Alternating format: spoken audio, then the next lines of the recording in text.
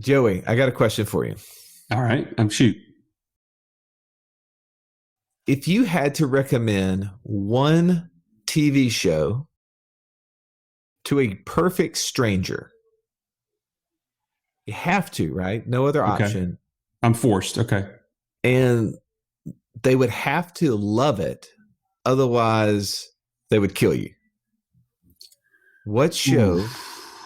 What would be the guaranteed show that you know that they would love and put your life on the line for it?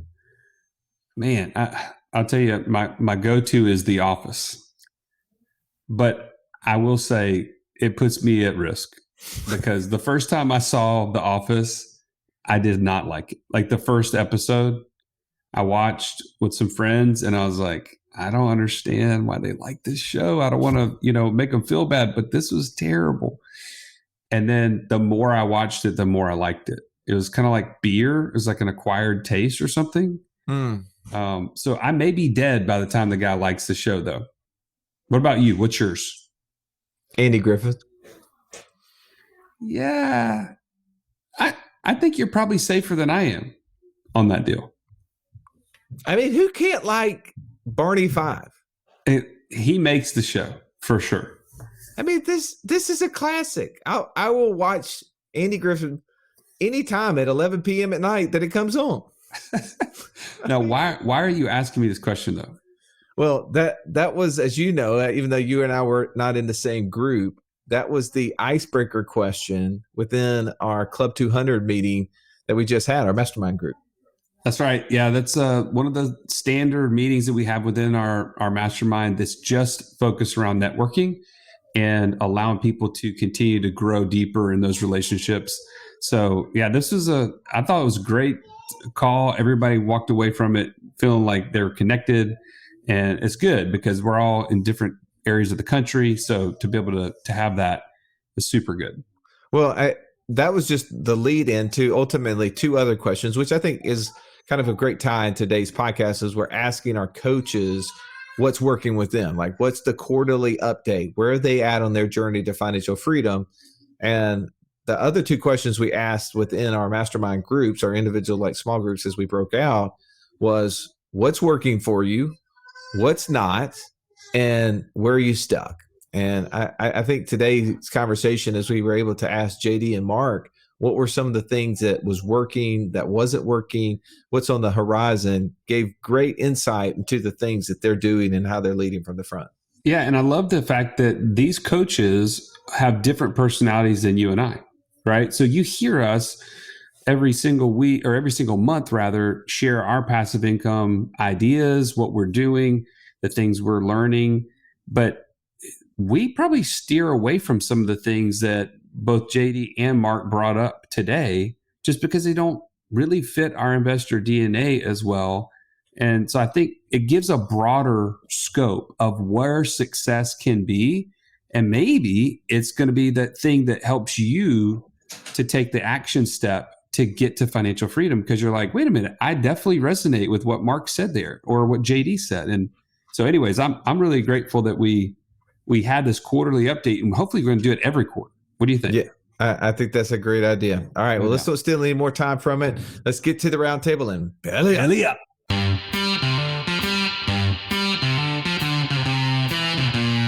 Welcome to the Wealth Without Wall Street podcast, your guide to understanding how to get out of the Wall Street rat race and start your own mailbox money lifestyle.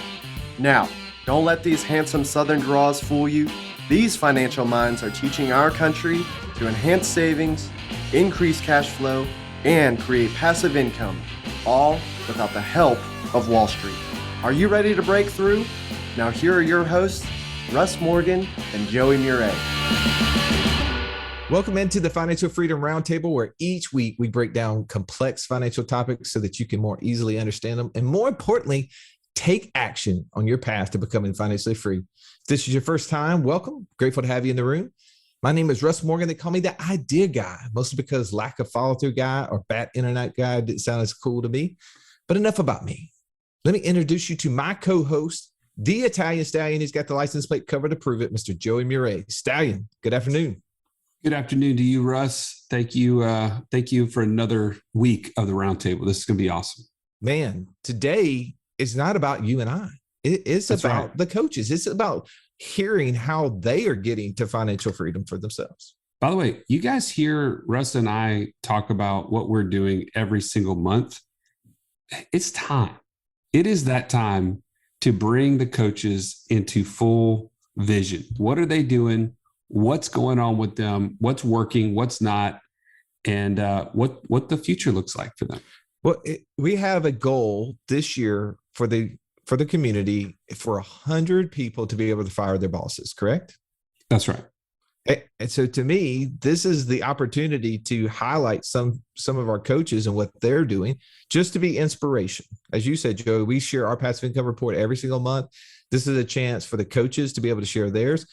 And I'm excited because I know some of the stuff they're doing. I know one of the coaches has taken it all the way to firing his boss, and he's leading from the front, which I enjoy that. So enough about you and me, man. Let's get to them. Let's get over to my left. I got the man who I like to call Mr. Incredible. His superpower is speed to financial freedom, and the real beauty of that speed is it's contagious. My man, JD Hill. Say hello to your fans, JD. Hello, fans. Russell, I will tell you, this is going to be a lot of fun because as coaches, we never get a chance to talk about the things that we're doing. And so I'm excited to share with the community what Mark and I have been up to and what we're doing and the results that we're getting by following what we're teaching, right? And so this is going to be an exciting show for sure. Well, you guys are so humble. You're great listeners. You're always looking for ways to help those in which you're talking to, and you don't share as often. And I think this is a great time to highlight just some of the things that you're doing. So I'm super excited to share that. So let's get over to the man, the retiree of the group, the guy who actually has fired his boss, Mr. Catch Me If You Can, when he's not killing bears with his bare hands or spear diving for tuna. He's dropping gold nuggets on us right here, the one and only Mark Haruguchi. Welcome, Mark. Good afternoon. This is going to be a fun one. This is nice because this is going to be a little bit of an opportunity to share some proof of concept with everyone. Yes. Does it really work? Right? Like there's times when people look at our reports and they ask us. I guess that one didn't work out, the whole 100 unicorns thing, huh, Joe? What can we move off of the 100 unicorn? Like, why do we have to bring those guys up? I know we shot them or the cows. Hey, thanks for the Iron City cattle idea, Joe. Yeah. Oh, that was my idea. Okay. Was it mine? It really was. It was. I mean, you're right. So I'm moving on. Anything that has to do with animals, never again. That's basically that's the so what of that statement. That's the takeaway. No more animals. All right. Well, I know there's lots of challenges, lots of successes. So I want to dive right into this. So I think that there's 3 points I want to cover today: what's working, what's not, and what's on the horizon. So first, let me get over here to Mark. Tell me a little bit about what's working right now for you. Right now, just about everything is firing on all cylinders. We mentioned before, I've got long-term rentals. I have ATM machines. I do some hard money lending. I also have just started short-term rentals, turnkey, right? Because my investor DNA is a logical C, which the C really means can't see myself doing that. So I need to find someone else to do it for me, to do the managing. So like turnkey long-term rental, so turnkey short-term rental. So you're still applying that see your way out of it process. Yeah, pretty much. So that's actually going really good. And, to just put some, again, proof of concept, right? I do some lending with a very good friend who does land flipping. And another one of those parcels came to the finish line. And so, boom, I got the loan back, and then we divvied up the profit. So it's working. And so that's what's really cool about it. How about for you, JD? What's working on your end? Look, this is of no surprise to anyone. What's working for me are pet fees, and pet fees. Okay. Those are working wonderfully right now. No, seriously, the short-term rentals is actually working really, really well. And I know I've made comments about how I don't particularly enjoy them necessarily. But, I was looking at our numbers from last year for our tiny little 1-bed, 1-bath duplex. We grossed $54,000 last year.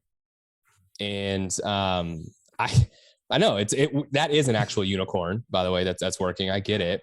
But I looked at that and I'm like, okay, JD, you don't like this. I get it. You don't want to manage it. So you need to put somebody in place here to manage this for you, because you've got to add more. And so we're actually expanding, and we're taking over the unit next door to us so that we can add more pet fees to our bottom line. So really, really, really excited about that. You got basically like a dog park, a bark park behind that place from this point forward. I didn't even think about that, because it's a shared backyard. We could make it actually a little mini dog park. I love that idea. So, I mean, come on, like how many people go to an Airbnb and actually ever go in the backyard? I've never been in the backyard. I mean, other than like, what's in the backyard? Okay, I'm back inside. Yeah. Right. Yeah. So dog park that thing. I love that. And if you've got kids, you would go to the backyard, like little kids. They're running around. I got kids. We all got kids, except we got kids. Well, my kids play outside. That's all I'm saying. At the Airbnb that you go to? Yeah. The other thing that's also been working is our fix and flip business. So we finally don't you put that down. This is great. We finally took our first distribution from our fix and flip business and in January. And there's finally some cash flow that we're taking from that we're now putting into other passive income investments. So we've got a few things that are going well. All right, so I want to go back to Mark real quick. You mentioned something a second ago that is new to us, which is turnkey short-term rentals. We've had Spartan Invest, Memphis Invest, Mid-South Home Buyers. I think we've had several different groups over the years on our podcast talking about how to buy single-family homes, put a management company in place, and rent it long-term. Now, you're talking about short-term rentals. That's different. Tell me about that real quick. It's extremely similar, but not. So the level of participation is on par. So this is a group that, hey, again, if we're going to talk about what's the value of community, what's the value of the inner circle, what's the value of Wealth Without Wall Street, I was introduced to this from a client. As we're going through the process of getting him set up, and we're both sharing ideas. Hey, what are you doing? What's working? What's not working? He shared his idea of what he had found in a turnkey short-term rental. And I'm like, wow, that's really fascinating, because I know that my DNA won't allow me to do a short-term rental myself. So it's a company, and there are many more of these starting to pop up all over the place, gang. And what they're doing is they're going and sourcing locations. So they're leveraging their understanding of markets, head to bed ratios, places where they see strategic opportunities. They go in, they look around, they find the places that would have the amenities and the location for a specific demographic. They then negotiate. So for example, there's one in San Antonio I'm in, they're negotiating with the apartment complex. So they're going in with economy of scale, right? It's not JD rolling in saying, can I get one of your units? It's not Russ going in and say, can I get two? These guys are going in saying, we want like 20 or 30 of these things. So now you're getting scale, and now you have a place where they're going to have a cleaning crew. That cleaning crew is going to be set up for that specific spot. So they've got everything from start to finish. They find the place, they source the place, they do the furnishings, they set it all up, they do the management, they collect all the fees, and then they push it out to you. Now, is it stress-free? No. There's still some growing pains. There's still some learning curve. There's still things. You still have to be an active participant in your passive income. I'm sorry. I haven't found the one that is 100% passive. And if you do, let me know. Explain to me what that, I mean, obviously I know that's kind of point number 2, what's not working. So maybe this isn't it, but tell me, what is the headache in that specific thing? I'm just curious. Maybe it's just my personal interest. Joey and I have talked about, starting this same sort of turnkey short-term rental process for investors ourselves, right? Because we've seen it. We've operated now, we're at 27 units, I believe. And we see all the opportunity to take this and go do it in other cities. What's the headache? What are you seeing from the investor side? Because I want to make sure that I'm learning out of this. From the investor style, it's matching up the expectation of what the pro forma was, what the illustrations were showing versus what's actually happening. And there's always going to be some technical glitches, right? You're using a dashboard, you're trying to get in there and you're trying to see what's going on. But overall, the communication works. And if you see an issue, you address it. And within a reasonable period of time, they're already on the issue. So I don't care what you do. There's always going to be little challenges here and there. But overall, for what I'm trying to do, it fits into the puzzle of where I'm trying to get to. Ah, I love it. All right. So JD, you talked about your fix and flip business. Yeah. I got a couple of questions for you on that. You good? Ask me anything. Yeah. All right. So we were talking to somebody, Joey, and I've forgotten who it was, but it was in the fix and flip space. And I was saying, obviously the real estate market's really interesting, not knowing where we are. When is it time to be in the real estate fix and flip world and when it's not? And their answer to me, or to us, Joey, was fix and flip is good when the real estate market is going up or it's staying level. When it's not working is when it's going down, right? So obviously you have a fix and flip business. You must be bullish or at least feeling the real estate market's going to stay level. Is that what your prediction is right now? Yeah. It's interesting. I know our market really well because I live in it and I get to experience it all the time. So I can speak specific to where I live and what the data says. And one of the things that's interesting is there is an immense amount of institutional money that is being flooded into the marketplace right now. BlackRock? Yeah, sure. Yeah. BlackRock, Zillow, right? Open Door. There are hedge funds galore that are buying single family rentals that Mark is escaping, and they're buying them at volume. And so for us, our model is a little unique. We're doing some renovations on some of our properties, and some of it we're selling off to hedge funds as well. And we haven't seen any real pullback or slowdown on any of those types of things. So we're still bullish that right now we want to continue to take advantage of every opportunity that's right in front of us. But what we've also learned as well, and where the real value is, at least from our perspective, is actually in the dirt. And so that's given us some perspective on buying dirt and subdividing it into lots for people to build houses on. I live in Texas, and Texas is a massive state. And so we are very fortunate that we have a lot of dirt to build on. And people are actively looking for ways to buy land that they can build houses on. And so that's something else that we've also been adding into what we're doing, is buying land, subdividing it, and then selling off the lots. Oh, I love dirt, right? I mean, Dirt Rich is, one of my favorite books. Mark Podolsky. I mean, the guy, right now, the guy's living his best life. I mean, he is. I love seeing the benefits out of being in that space. So here's a question though. And I can't remember, Joey, if you can remember our previous guest's name, please spit it out. I want to give him credit for what we're talking about here. But one of the things that he said, he had done a couple hundred flips, and he said the biggest mistake that he made when he was flipping homes was that he sold them. It was Jay Scott. Jay Scott, yes.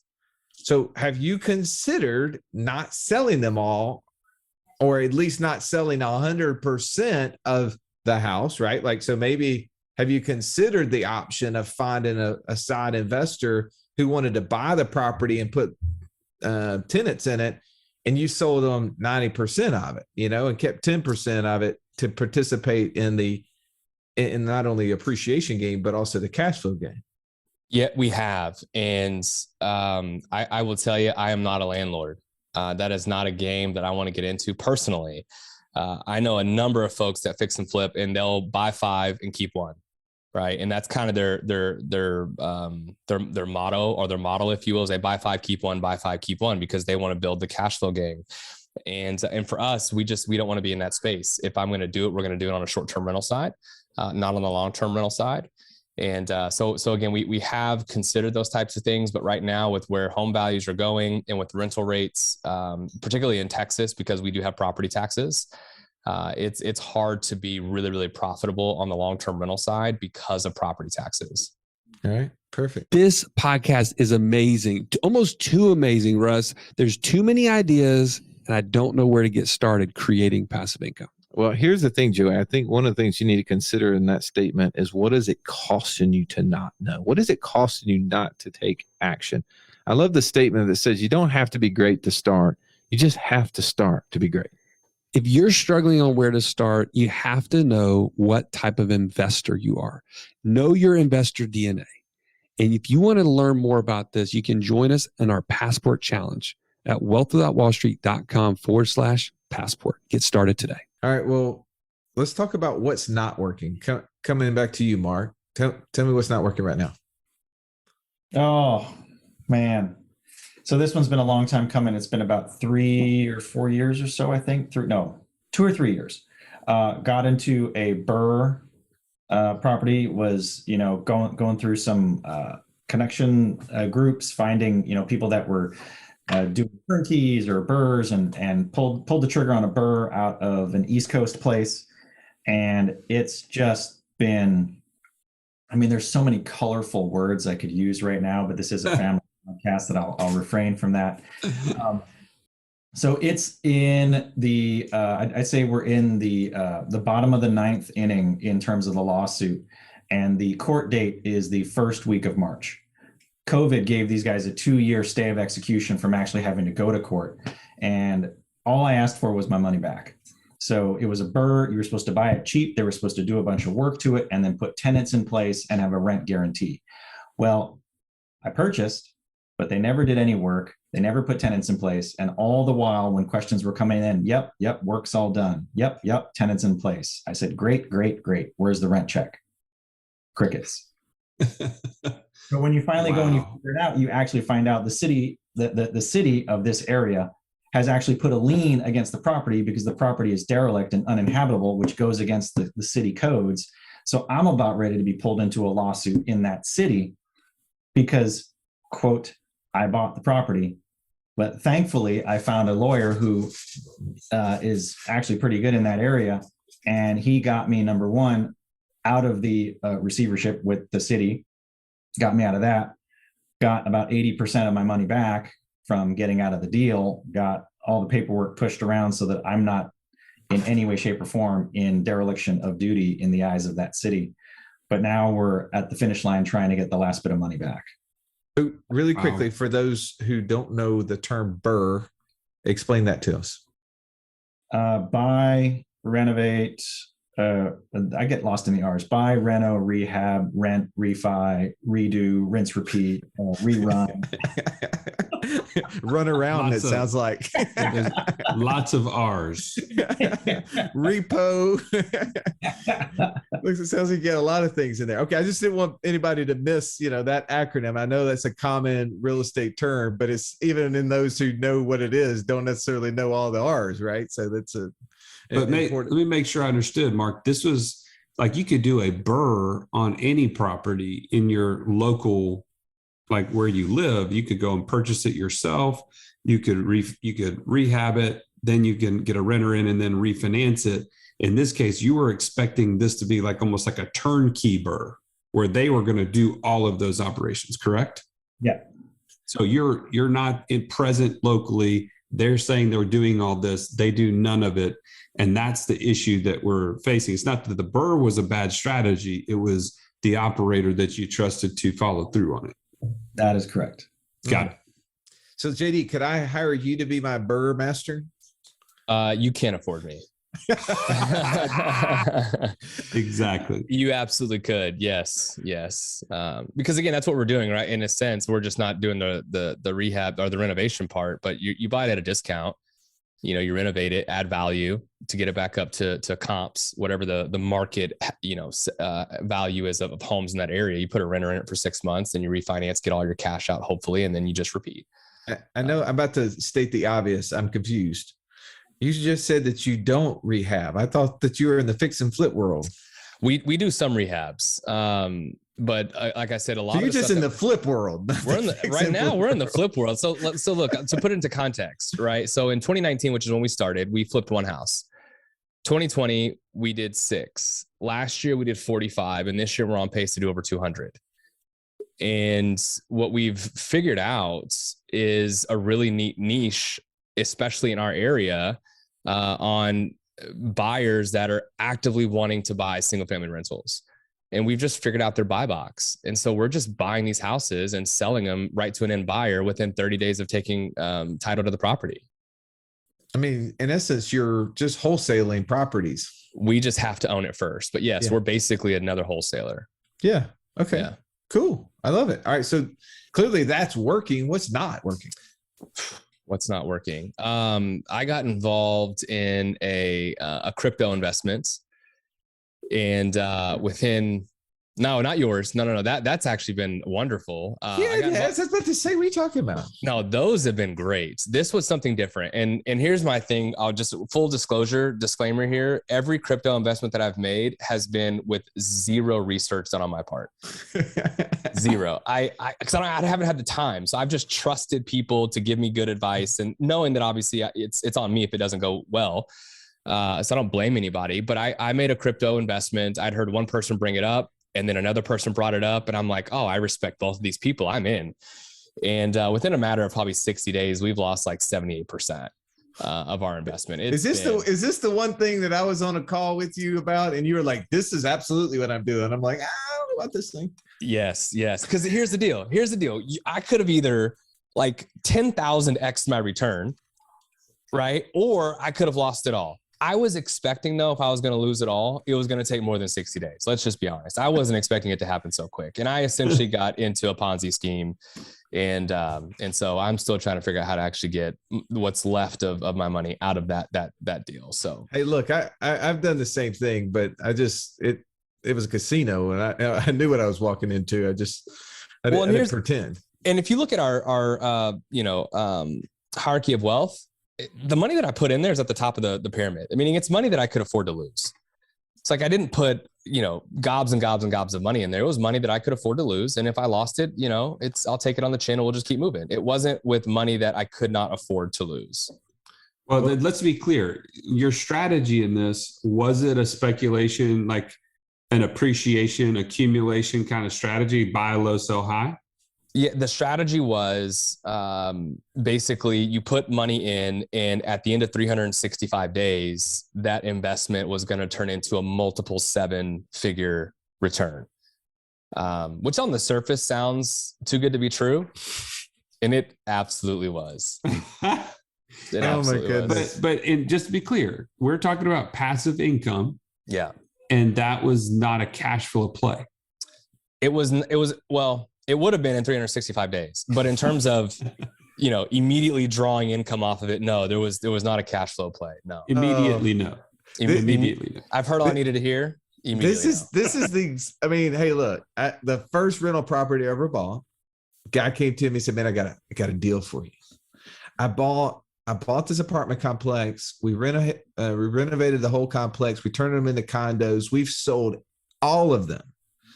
I'm like, well, what are you talking to me about? He goes, well, one of the guys that we sold them to actually just went through bankruptcy, and we just got the property back, right? Like he couldn't do anything. We closed. It came back to us. He said we sold all of them at $100,000 to $115,000 a piece. He's like, I just want to get my money out of this deal on this one because I've already got other properties in there. Are you interested? I was like, well, tell me more. He said, I already got a renter in the property for you. It cash flows. I didn't even know what that term meant at the time, by the way. It cash flows, and I'll give it to you at $85,000. There's appraisals in here for $120,000. He's like, if I was you, I'd just hold it for 2 years, so that way you can, avoid some of the ordinary income on it, and sell it for capital gains. He's like, you're gonna make a fortune, man. I'm doing you a favor. I'm like, this sounds brilliant. Yeah, let's do it. Where do I sign me up? Right, it's like Christmas over here. This is in July of 2007. Well, the year goes by. At the end of March or April, whatever, it's college town. School lets out. They can't find another renter to the property. The market crashes. The town ended up, building 500 units or 1,000 units down there and forcing all the freshmen to move into them. So my unit sat empty for 12 months and was worth $60,000. So, but the point is that I, like, to your point, Stallion, I was in it for the appreciation. I was in it for, I'm gonna buy it for 85. It's worth 120. Right? Like the speculation. The smart guy in the room should have bought it, turned around and put it on the market for 100 to another sucker who I could have told them the same story. Look, it's worth 120. I just want to do you a deal. Right? Wholesale this thing. I mean, come on, it's cash flowing, which was a lie. they had a renter, but what they didn't have was positive cash flow when you paid the management fee, you pay the insurance, you pay the property taxes, not to mention cash was flowing. It was just flowing out of your pocket. Yeah. You know what else was flowing in that apartment complex? The water. I had a Serpro bill almost every year. I mean, so anyway, I'm with you, JD. I understand you get sucked in. You're like, man, this is my opportunity. Well, yeah, that's just one thing that didn't go well. I mean, and here's the thing, right? It's like, and we've talked about this before, is that if you don't go, you're not going to have success or failure. And I've been fortunate because of being involved with this community. And I'll tell you, since joining Wealth Without Wall Street, I've created more than 100% in passive income to my monthly expenses in a very short period of time because of the things that we teach, right? But I've made mistakes along the way, like this crypto one, like trying to get into the e-com space and doing turnkey e-com that ended up being shut down. And, so it's like I've taken some on the chin, but I've learned so much from that and where to focus my energy and going forward. All right. Well, let's get to the horizon. I want to hear about what's coming next. Mark, tell me what's new for you. What are you thinking? What are you looking forward to? Well, so for those of you that are active in the community, and for those of you that were kind enough to share some ideas, I posted in there. I said, "Hey, look, here's a scenario for you. I got 2 properties in Illinois, bought them for 125. It's been about 6 or 7 years now. They're worth about 220, 200. I'm like, what would you do?" And the cash flow is about $500 to $700 a month. And so it was great feedback from everybody. Always nice to hear other opinions and ideas. So I've actually decided, after speaking to some other people too, creating some other strategies for it, I'm going to go ahead and sell those properties. I will take the capital gain hit, but I'm already targeting moving those funds into some syndication deals, because number one, not only can I move the money out of those properties, because I'm kind of done with that area. It's been a fun run. It's been good, but I'm gonna move it out, take the bag of cash while I can, put it into something else, not only get the cash flow from that other opportunity, but get the accelerated depreciation to offset some of those capital. Now, sorry, what I should have said first is I am not a qualified tax professional, CPA, nor is this in any way, shape, or form tax advice. And it should never, ever, ever be construed as anything other than Mark's own silly hypothesis of what might work. So that's what I'm going to do, and liberate those dollars out of those 2 units, because they're kind of stuck in there. Get them out, get it into something else. It's got cash flow, it's got upside appreciation, and it also has a tax benefit structure to mitigate what is coming down the pipe for me. So that's actually what I'm really excited about, is kind of starting to deleverage some of the other assets, which were kind of like the training wheels, the beater car that got you through college and got you through the beginning. Well, now it's time to trade it in and now move it on to a different class. Well, but just so I know, what sort of syndications are you most interested in? I really like the storage space. I really like self-storage, whether the economy is going up, economy is going sideways, or the economy is going down. If you haven't been into a brand new home build lately, there is virtually no storage in that house. That's true.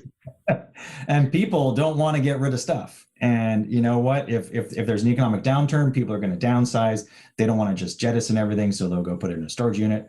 People upsize, they get into a new house. Maybe they want to hang on to some of the other things. Boom, they throw it into storage.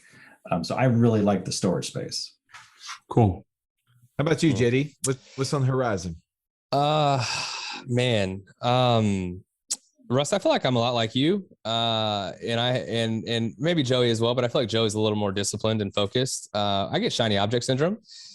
And so, we're going to start actually getting more and more into the land stuff. and buying larger parcels of land and subdividing those. That's on the horizon for us, which we're really, really excited about, in addition to getting into some of the commercial and multifamily space as well. So those are some of the two bigger projects that we're really focusing on right now, is getting more into the land space in addition to some multifamily stuff, whether that's ground up development or initiate the process of developing and then selling it off to someone else. But that's what is on the horizon for us. So not going at it from the case of buying into an existing syndication. You're talking about being on the front end of those projects. That's right. Either as the operator or as the person raising the capital and syndicating the deal. Yeah. Very cool. Stallion, how about for you? I want to hear horizon for you. What are you excited about right now that we have not invested in, that we potentially might invest in, and you better not steal my idea? How did you know I was going to do that? To me, I think I would love to pour more into our land business. I think it's just solid. It's just easy. And it's just constantly, there's not a whole lot of variation. And I like those things about it. Whereas like from a short-term rental perspective, it can vary. And I like the business because it has much more upside in the here and now, and it's quicker to get there. The only other thing I say is if we found a great opportunity to mimic what we're going to, the passive income mastermind this year in May is at a boutique kind of hotel space that's a short-term rental. It's not a hotel, but it's not a short-term rental. It's kind of like this mixture of the two, and it's super flexible in the sense that there's certain units within it that can be rented individually, or you can rent the whole space altogether. There's an event meeting area. There's a rooftop area. I mean, the thing is just amazing. And Mark just said it very well. He called it a shortel. I love that. If we could find a similar venue here in Birmingham, I would be all over that, because I think it meets the future of the industry, in my opinion, and where we're headed. If you're an accredited investor and you're interested in creating passive income streams that exceed your monthly expenses by at least 2 times, 200%, I'm encouraging you right now to go to wealthspotwallstreet.com, Club 200 /Club 200. And we are having an event, as Joey, you were just referencing the hotel that we're going to be staying at in May. It's going to be in Austin, Texas. We're going to have 60 of our closest friends there. It's going to be a lot of fun. I'd love to see if that would be a good fit for you. So go to there. If you're an accredited investor, go to wealthspotwallstreet.com /Club 200. All right. Joey, I'm excited about RV parks. You've exposed me to the RV game, and I've heard and seen the opportunity of cash flow whether it's golf carts or Whibbits or you name it. And do you know what a Whibbit is, by the way, JD? Excuse me? Not a whippet, a Whibbit. I am from Texas, so no, I do not. So Whibbits are these like floating water parks. And we were talking to a guy who's going to be speaking to us in our passive income mastermind next month. Every park that they have, they put on water and they buy these Whibbits, and they basically rent them out by the hour to families that they can use. He says, we make $1,000 an hour during the summer on these things. It is amazing. They have apple cannons. An apple cannon. He said, we'll spend $300 to $400 for 2 apple cannons. And over the course of the summer, we would make $50,000. He said, these apple cannons will shoot apples like 300 yards. I mean, and people will pay to shoot an apple.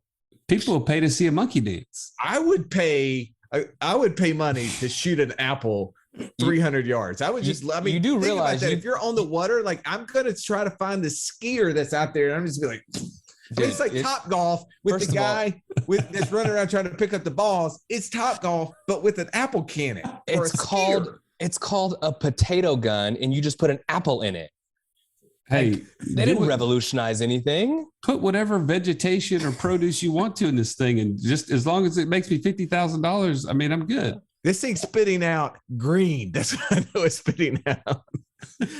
All right. Anyway, we got to jump into the inner circle. We got to have a conversation with those members. If you're not a member of the inner circle and you want to be, you can go to wealthwithoutwallstreet.com/inner circle. Each week, 2 times a week, we have live Q&A, just like we're getting ready to do, to help you get to your financial freedom destination. And you can be in community with others who are on that same journey. So thank you as always for watching or listening. However, you're capturing this podcast today. We're always grateful for you. Have an amazing day. This has been the Wealth Without Wall Street podcast. Don't forget to subscribe to the show to break free of the Wall Street mindset and begin building wealth on your own terms in places you understand so that your wealth will never run dry. See you next episode.